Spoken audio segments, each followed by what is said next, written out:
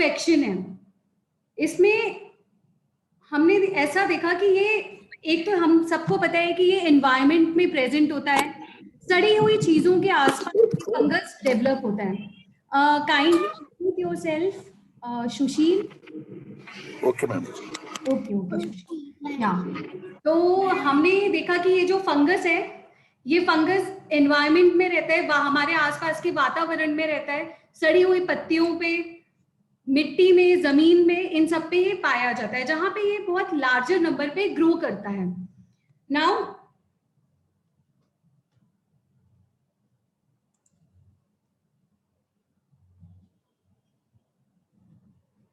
अब ये इन्फेक्शन हमें कैसे होता है? तो जो ये ब्लैक फंगस होता है, इसमें एक एंजाइम पाया जाता है जिसको हम कहते हैं कीटोन रिडक्टेज। इसको ग्रो करने के लिए हमारी बॉडी में चाहिए होता है इसको ग्लूकोज एंड एसिड, जो कि डायबिटीज में पाया जाता है, या डायबिटीज का एक साइड इफेक्ट है डायबिटिक कीटोएसिडोसिस, उसमें ये इन्फेक्शन पाया जाता है। जो हेल्दी पर्सन है उनको ये चांसेस होने के चांसेस सिर्फ 0.1% होते हैं। अब ये इन्फेक्शन हमको कैसे होता है इंसानों को? तो हवा में जो इस फंगस के स्पोर्स फैले हुए हैं वो हमारे नाक के जरिए साइनस में जाते हैं, वहां से वो ब्रेन में जा सकते हैं, लंग्स में जा सकते हैं। अब ये किन किन को हो सकता है? पेशेंट विद डायबिटीज मेलाइटस, या जो पेशेंट बहुत ज्यादा स्टेरॉइड्स खा रहे हैं। आजकल कोरोना की वजह से सारे पेशेंट्स बहुत ज्यादा डॉक्टर की सलाह के बिना स्टेरॉइड्स ले रहे हैं। ये ब्लड कैंसर में देखने को मिलता है, बोन मैरो ट्रांसप्लांटेशन किसी पेशेंट को है, किडनी ट्रांसप्लांटेशन, लिवर ट्रांसप्लांटेशन, या ऐसी कोई दवाई खा रहे हैं जिससे हमारी इम्यूनिटी लो हो रही है, हमारी बॉडी में आयरन ओवरलोड हो रहा है। एड्स, जो ड्रग्स लेते हैं injectable, trauma, burn and mall nutrition. अब ऐसा देखा गया है कि जो कोरोना वायरस है उसमें म्यूकर माइकोसिस फैल रहा है, आजकल बहुत से लोगों में ये देखा गया। तो ये किन पेशेंट्स में ज्यादा देखा गया? हमारे यहाँ जो पेशेंट्स हैं उनमें जिन पेशेंट्स ने डॉक्टर के सलाह के बिना स्टेरॉइड्स खाया, उनको कुछ दिनों के बाद या कुछ हफ्तों के बाद उन पेशेंट्स में ब्लैक फंगस देखा गया। और कुछ ऐसे भी पेशेंट्स आए जिनको 5 दिन के बाद, जिन्होंने स्टेरॉइड्स प्लस टोसिलीजुमैब, ये दवाइयों का नाम तो आजकल मार्केट में है, सबको पता है, तो 5 दिन के बाद इनमें जल्दी इन्फेक्शन हुआ ब्लैक फंगस का। अब हमें कैसे पता चलेगा कि मुझे ब्लैक फंगस हो रहा है या नहीं हो रहा है? तो ये स्टार्ट करने के पहले मैं बता दूं कि ये वाला जो फंगस है ये आके हमारे बॉडी के वेसल्स में, जिसको हम आर्टरीज कहते हैं, वहां जाके ये फंगस बैठ जाता है। सबसे मोस्ट कॉमन जो हमारे यहाँ केसेस आए उसमें राइनो मतलब नाक, ऑर्बिटल मतलब आंख, सेरिब्रल मतलब ब्रेन, म्यूकर माइकोसिस, ये कॉम्बिनेशन में दिखा। और ये मोस्टली 70% उसमें जो पेशेंट्स थे वो डायबिटिक थे। अब ये कैसे प्रेजेंट करेगा? आपको कैसे पता चलेगा कि मुझे ब्लैक फंगस हो रहा है? तो हमारे बॉडी में या हमारे फेस पर 3 साइनसेस होते हैं। फ्रंटल जो कि फोरहेड पे होता है, एथमोइडल जो हमारे नाक के ऊपर होता है, और मैक्सिलरी जो नाक के साइड में होता है। तो इनमें अगर फंगस नाक से गया और ये जाके साइनस पे बैठ गया, अब इसमें सबसे पहले मुझे फीवर आना स्टार्ट हो जाएगा। मेरे जो साइनस हैं, जो मैंने आपको ये नीचे आपको डायग्राम में दिख रहा होगा, फ्रंटल, नेजल एंड मैक्सिलरी, यहाँ पे जाके अगर ये वायरस बैठा तो वहां पे इन्फ्लेमेशन हो गया, नेजल कंजर्शन हो जाता है, वहां से डिस्चार्ज होने लगता है, जो कि जिसमें बहुत ज्यादा बदबू आती है। सर दर्द होगा। अब आप लोग कहेंगे कि सर दर्द तो मैडम कोरोना में भी होता है, तो हमें कैसे पता चलेगा कि हमें ब्लैक फंगस हो रहा है? तो let me tell you one thing, that जो ब्लैक फंगस का हेडेक होता है वो यूनिलेटरल होता है, लेकिन जो कोरोना की वजह से, यूनिलेटरल मतलब एक साइड, या तो लेफ्ट में होगा या तो राइट में होगा, बट कोरोना की वजह से जो हेडेक होता है वो हमको पूरे सर में होता है, दैट इज बाइलेटरल, जो कि दोनों तरफ होता है। एंड उसके बाद it may involve palate, orbit, brain later. अब आप अपने घर में कैसे पता कर सकते हैं कि मुझे फंगस जाके मेरे साइनस में बैठ गया? तो ये फ्रंटल साइनस जो कि आईब्रोज के ऊपर होते हैं दोनों, आप वहां प्रेस करके, एक वर्ड होता है इन आर मेडिकल टर्म जिसे हम टेंडरनेस कहते हैं। पेन अलग होता है, इन्फ्लेमेशन अलग होता है। टेंडरनेस मतलब कि मुझे वैसे दर्द महसूस नहीं हो रहा, लेकिन जब मैंने वहां पे प्रेस किया तो मुझे दर्द हो रहा है। तो वैसे ही आप अपने फ्रंटल साइनस में यूनिलेटरल, ये भी यूनिलेटरल होता है, लेफ्ट में होगा या राइट में होगा। आपने अगर वहां प्रेस किया फ्रंटल साइनस में, वहां पेन हो रहा है, या आपको मैक्सिलरी साइनस में हो रहा है, या फिर नेजल या नाक के ऊपर हो रहा है, तो मे भी आपको फंगल इन्फेक्शन है।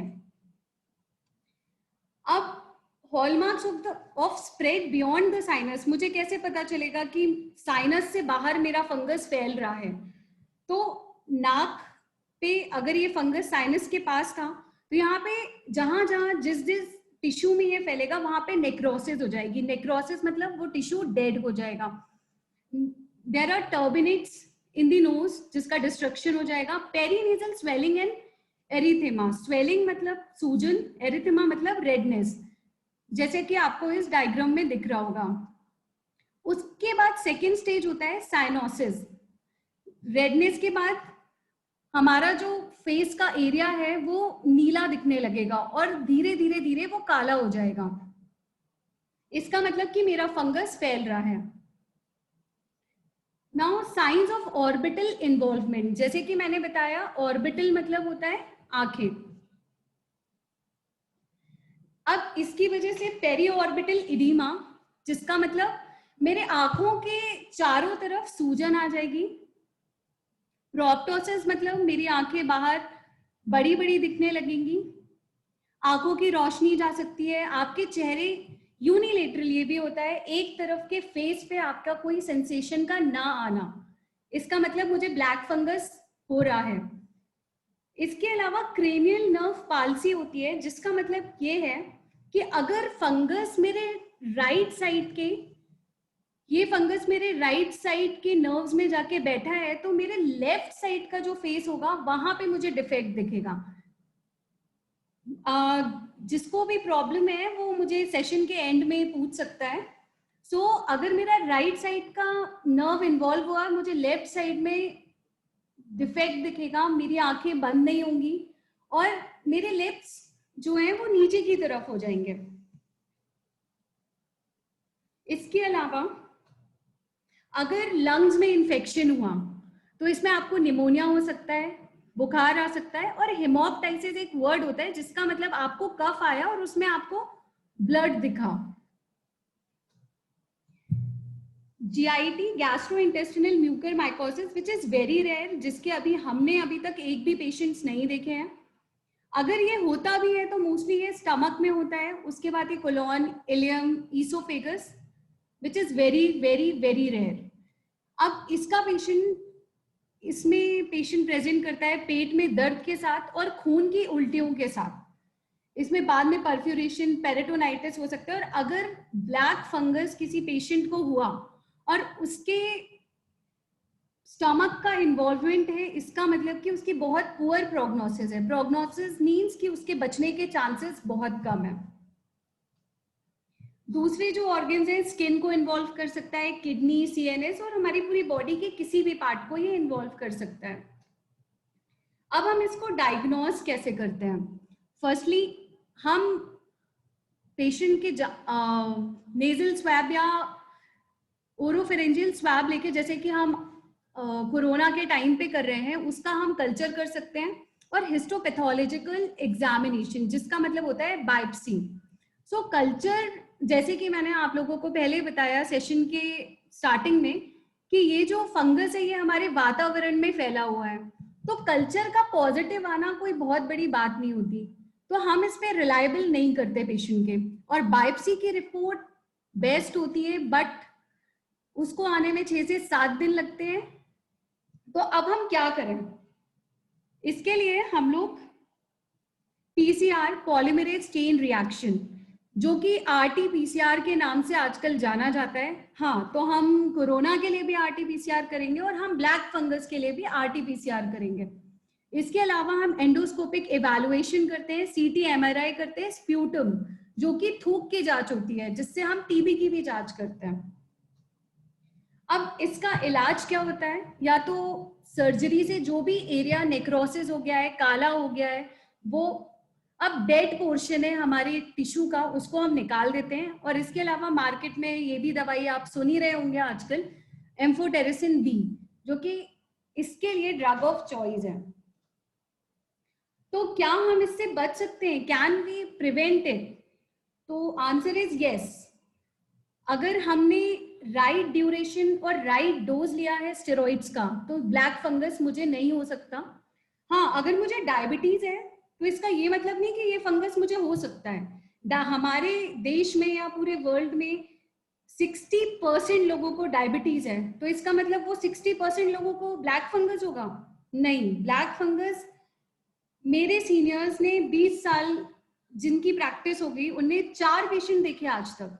तो ऐसा क्या हो गया कोरोना में कि एकदम से ब्लैक फंगस के केसेस बढ़ने लगे?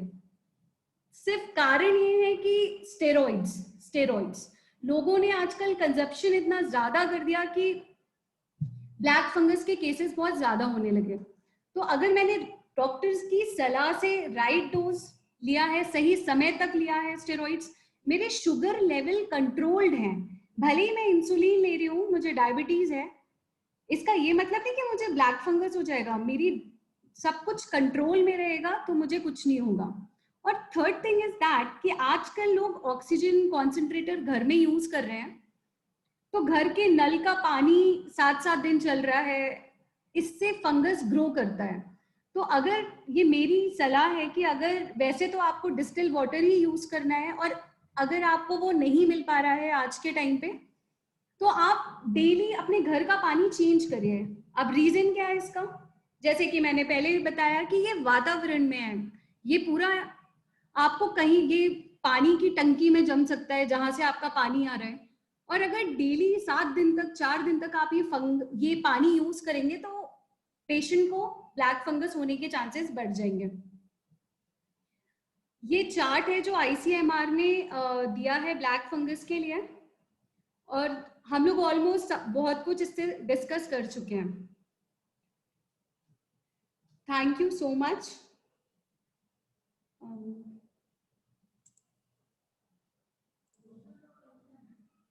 Thank you so much everyone. अगर किसी को कुछ पूछना है तो आई एम अवेलेबल। किसी को कुछ डाउट है या कुछ भी?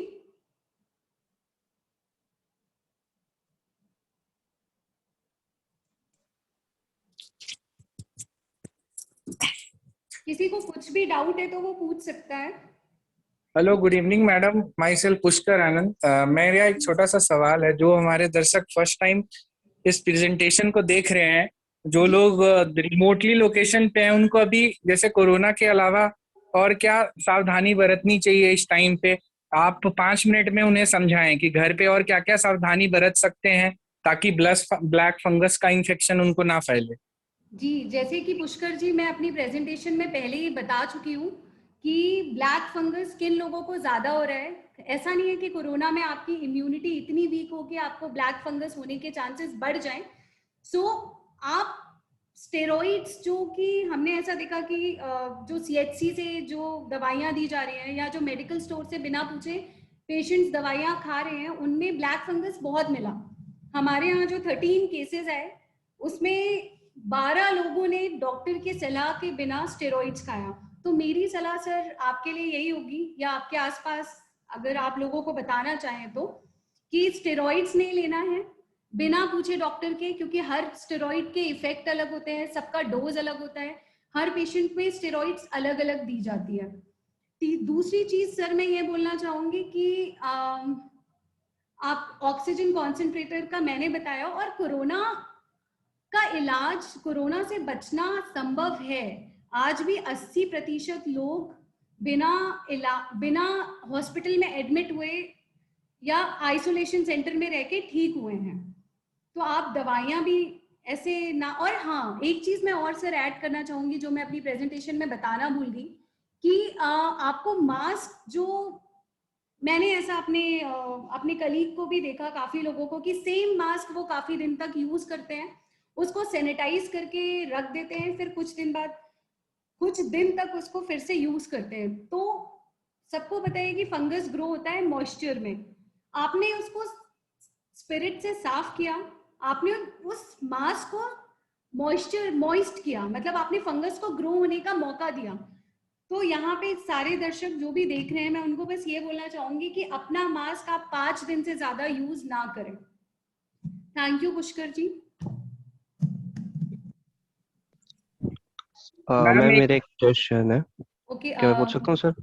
जी जी सर सुशील जी, जी। आप डेफिनेटली क्वेश्चन पूछें जी। और मैं 1 मिनट सारे दर्शकों से अनुरोध ये भी करूंगा कि अगर आपका सर कोई क्वेश्चन है, समय के अभाव में हम नहीं ले पा रहे हैं, तो मैं अभी मैडम का मोबाइल नंबर दे दे रहा हूँ। आप लोग कभी भी मैडम तक डायरेक्टली पहुंच सकते हैं। अगर आपके आसपास में किसी को भी कोरोना है, आपके घर में किसी को है, आप हेल्प चाहते हैं, तो आप जरूर निःशुल्क परामर्श मैडम से ले सकते हैं। उनका नंबर भी चैट बॉक्स में शेयर कर रहा हूँ। Thank you. Thank you. जी सुशील जी। मैम जी मेरा क्वेश्चन ये है मैम कि ये जो ब्लैक फंगस है, तो इसके सिम्टम्स कोविड होने के पेशेंट के कितने दिनों के बाद में मतलब अपीयर होना स्टार्ट हो सकते हैं? जी जी, जैसे कि सुशील जी मैंने आपको बताया कि हमारे यहाँ जो 13 पेशेंट्स आए, उसमें से जिनने सिर्फ स्टेरॉइड्स खाया था, उनको 2 हफ्तों के बाद ये सिम्टम स्टार्ट हुआ। बट उसमें से 3 पेशेंट्स ऐसे थे जिनने स्टेरॉइड्स और टोसिलीजुमैब दोनों लिया था, और उनमें 5 दिन में ही सिम्टम आना स्टार्ट हो गए। और मोस्ट ओके, कॉमन सिम्टम आपका हेडेक और फीवर ही होता है इसमें। ठीक है। अगर कोई पेशेंट ऐसा है जिसको मतलब जिसकी कंडीशन सीवियर नहीं हुई थी कोविड के अंदर, और जी ना तो सर। उन्हें स्टेरॉइड्स की जरूरत पड़ी थी, या ना उन्हें मतलब ऑक्सीजन की जरूरत पड़ी थी, सिर्फ सिंपल 5 दिन की या 7 दिन के मेडिकेशन के बाद में उनकी जो हेल्थ है वो रिकवर हो गई थी, तो क्या चांसेस जी, है कि आप ऐसे ऐसे पेशेंट किसी के पेशेंट को अंदर? जानते हैं क्या? मतलब आप किसी के बारे में पूछ रहे हैं क्या? आपने ऐसा पेशेंट देखा है? हाँ, मैंने ऐसा पेशेंट देखा, उनके भी जी लास्ट जी 2 दिन से मतलब थोड़ा हेडेक वगैरह और इस टाइप से कुछ इश्यूज उनके स्टार्ट हुए हैं। जी जी सो वी आर जी नॉट जी। श्योर कि ये मतलब उसी के सिम्टम्स हो सकते हैं, फिर कुछ अदर थोड़ी वीकनेस है या उस वजह से नहीं कुछ हो नहीं, रहा है। मतलब आप पेशेंट, आपके नोन कोई पेशेंट है जिनको ये सिम्टम स्टार्ट हुए हैं और आप ये पूछना चाह रहे हैं कि उनको ब्लैक फंगस तो नहीं हो गया? तो जी जी। सुशील जी मैं आपको ये बताना चाहूंगी कि पहली बात तो, अगर वो डायबिटिक नहीं है, आपने नहीं जैसा कहा कि उन्हें कोई स्टेरॉइड्स बहुत ज्यादा नहीं खाया है, तो नहीं नहीं। 99%, मैं तो 99.9% की उनको नहीं है। But medical okay. फील्ड में हमने ऐसा देखा कि हर चीज का एक्सेप्शन है। तो आज जी आप जी। उनसे पूछना, और आप मुझे कांटेक्ट करके पर्सनल मेरा नंबर मैं आपसे शेयर करूंगी। आप मुझे बताना कि उनको हेडेक यूनिलेटरल है कि बायलेटरल है। ओके। ठीक है, अगर उनको हेडेक यूनिलेटरल है तो हाँ हो ओके। सकता है। ठीक है, बाकी उनको और भी कुछ हो रहा है क्या? नहीं, बस फिलहाल हेडेक है और सिर्फ यही है। हेडेक तो कोरोना की वजह से भी हो सकता है, उसका ट्रीटमेंट अलग होता है, क्योंकि पैरासिटामोल सिर्फ हेडेक पे काम नहीं करता, ऐसा ओके। स्टडीज में पाया गया। तो उसके लिए एक अलग ट्रीटमेंट है, उसके लिए एक अलग दवाई है। जी ठीक है। जी, thank you okay Sushil then. जी, थैंक यू। Thank you. जी जी, एनी अदर अगर आप क्वेश्चंस? अगर आप सबके कोई भी सवाल हैं तो आप लिख सकते हैं। मैडम का यहाँ पे आपको हम मोबाइल नंबर हमने डिस्प्ले कर दिया है जी। मैम मेरा एक क्वेश्चन है, जिसको नहीं अगर हुआ है तो क्या क्या सेफ्टी बरतनी चाहिए पहले जी से ही? जी दीपक जी, जिसको ब्लैक फंगस नहीं हुआ या जिसको कोरोना नहीं हुआ सर? दोनों दोनों मैडम बता दीजिए। ठीक है सर, ये तो बहुत बहुत बड़ी लिस्ट है। जैसे कि जिसको कोरोना नहीं हुआ, तो वो तो सरकार की तरफ से ये बोला गया पिछले 1 साल से कि मास्क पहनना है, हाथ सैनिटाइज करना है। हाँ, अगर मैं अपनी तरफ से कुछ बताना चाहूँ तो मैं ये बोलूंगी कि हाँ, विटामिन सी की टैबलेट्स हैं, अलग अलग नाम से मिलती है। मोस्ट कॉमनली लिम्सी नाम से मिलती है, आप उसको खाएं। अपने घर में ऐसी चीजें खाएं जिसे कहते हैं कड़वा एंड कसेला। कड़वा मतलब करेला, कसेला मतलब प्रोटीन वाली चीजें, की दाल हो गया, स्प्राउट्स हो गया, ये चीजें आपको अपने घर में खाएं, अपनी इम्यूनिटी बढ़ाएं, लोगों से 2 गज की दूरी बना के रखें। और पहले वाले वायरस के स्ट्रेन में ये था कि अगर मैं किसी कोरोना पॉजिटिव के कांटेक्ट में 15 मिनट हूं तो मुझे कोरोना हो सकता है उससे, लेकिन अभी नए वाले स्ट्रेन में सर ऐसा कुछ आया नहीं है ऐसा। और अगर मुझे ब्लैक फंगस से बचना है तो सर मैंने जैसे कि बताया कि अगर मुझे डायबिटीज नहीं है, तो अगर मुझे चांसेस होने के बहुत कम है, 0.1% चांसेस है। उसके लिए तो मैं कुछ भी करूं मुझे हो जाएगा। और अगर मैं डायबिटीज है मुझे, तो मैं अपनी डायबिटीज कंट्रोल करने की कोशिश करूंगी, और स्टेरॉइड्स बिना पूछे किसी से नहीं खाऊंगी। और अगर मुझे ऑक्सीजन मास्क लग रहा है तो कॉन्सेंट्रेटर के थ्रू तो मैं पानी डिस्टिल वाटर यूज करूंगी, टैप वाटर यूज नहीं करूंगी। टैप वाटर का मतलब जो घर में नल में पानी आता है। और अगर मुझे डिस्टिल वाटर नहीं मिल रहा तो मैं डेली उसका पानी चेंज करके यूज करूंगी। जी Deepak ji. Okay ma'am, thank you. Okay, thank you Deepak ji.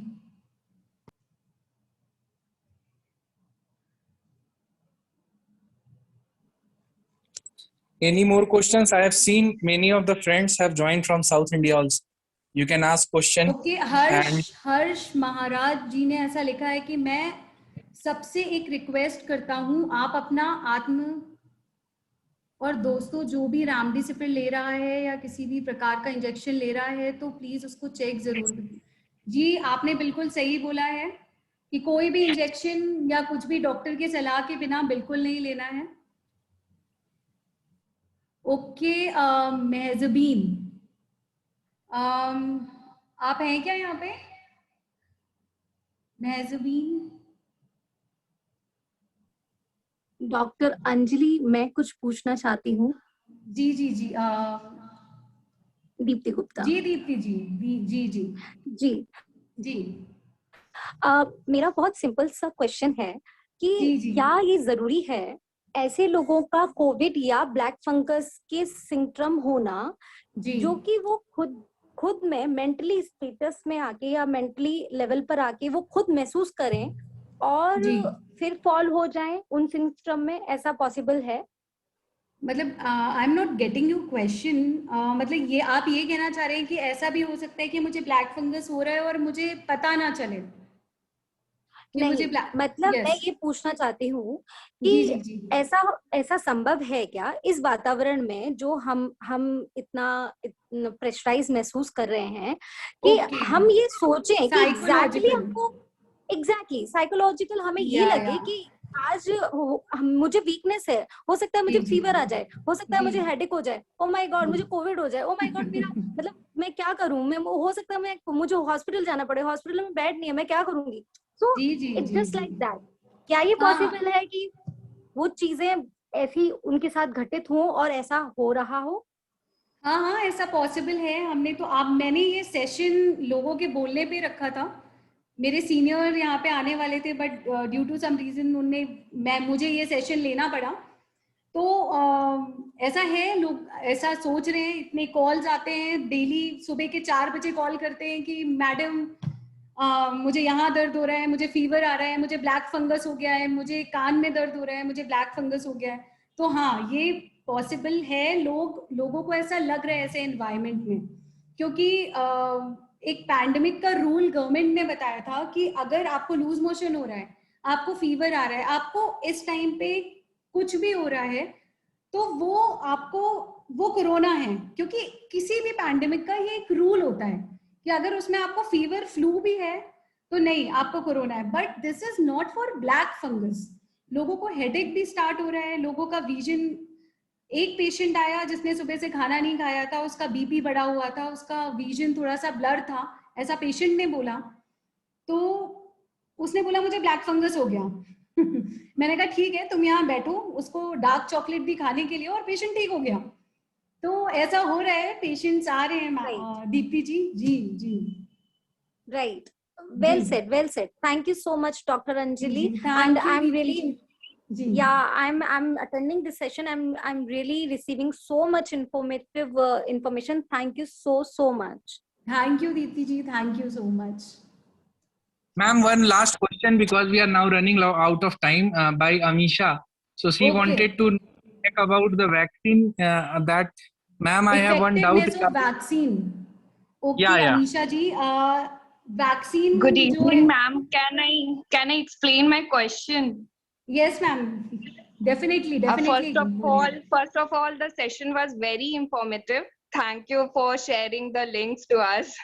Thank you so But much my Amisha ji. question, yes, ma'am. My question was, ma'am, I had a discussion with one doctor from Bihar. जी Amisha ji. Am I audible, ma'am? Yes, yes, you Yeah, are yeah. audible. Go ahead.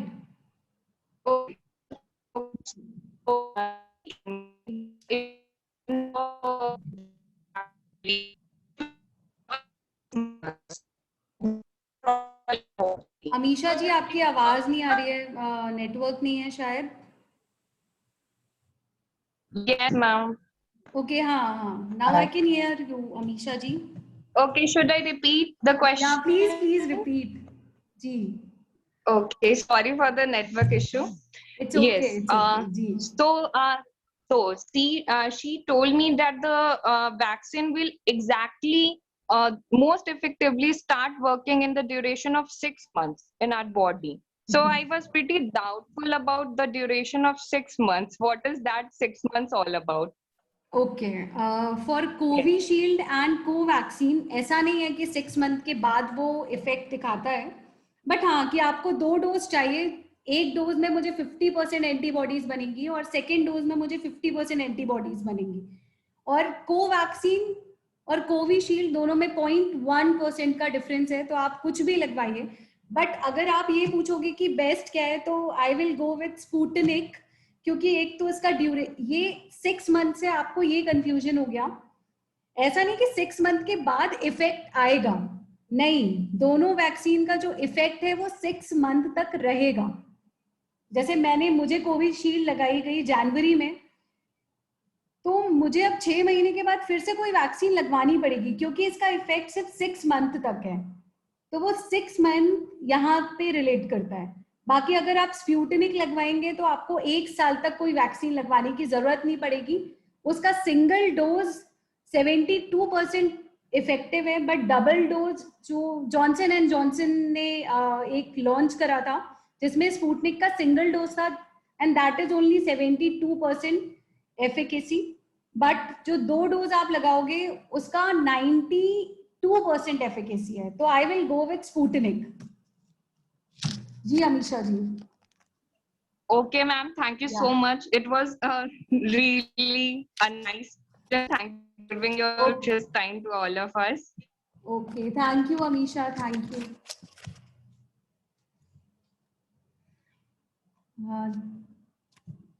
Thank you so much, everyone.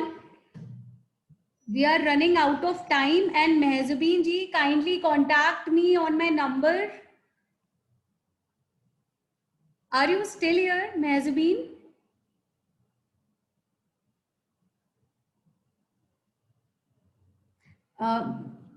Mehzabeen, kindly unmute yourself. Okay. I got your message. Oh, hi, ma'am. Okay, I'll contact you personally. I have your number. Okay, actually मुझे कहीं मेरी duty है तो मुझे जाना था, तो मैंने टाइम पे स्टार्ट कर दिया. But you can contact me on my number. मैं आपको पीपीटी के साथ साथ समझा भी दूंगी एक अलग से सेशन लेके. Okay, what time is okay for you, ma'am? Do you have any doubt, या सेशन ही छूट गया पूरा? Actually, I missed the 15-minute session. I had joined at 8:15. Okay Mehzabeen, just इनके लिए एक अपडेट है. इनके लिए एक अपडेट है, जो लोगों का सेशन मिस हुआ है, आप सब लोग मैम के दिए गए जो मोबाइल नंबर है उस पे आप लोग अपना ईमेल आईडी मैसेज करें. आप सबको यूट्यूब का एक लिंक भेजा जाएगा. ये वीडियो यूट्यूब पे प्राइवेटली शेयर्ड होगा. आप लोगों को ठीक है. Okay, thank you so much. Mehzabeen, if you have any doubt, you can contact me on my number anytime regarding black fungus or anything else. Okay, thank you so much. It was nice talking to you. Thank you, Mehzabeen.